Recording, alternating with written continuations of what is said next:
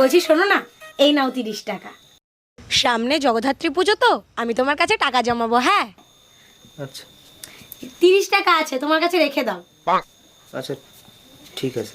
30 টাকা আছে কিন্তু। আরে হ্যাঁ 30 টাকা। এই শোনো না, এই নাও 1000 টাকা। আজকে কিন্তু আমি তোমার 1000 টাকা দিলাম, মনে রেখো কিন্তু। আচ্ছা ঠিক করে রেখে দাও তাহলে তোমার কাছে।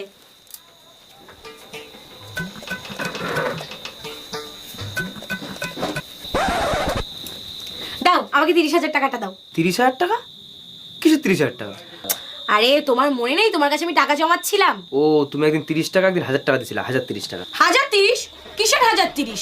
তুমি কি কোনো হিসাব টিসাব জানো না নাকি? এই মাথাটা তোমার কোন অফিসে চাকরি দিছে? হ্যাঁ দাও আমার 30,000 টাকা দাও। আরে বাবা 30 টাকা আর 1000 টাকা। হ্যাঁ 30,000 টাকা দাও, আমার টাকাটা দাও। শোনো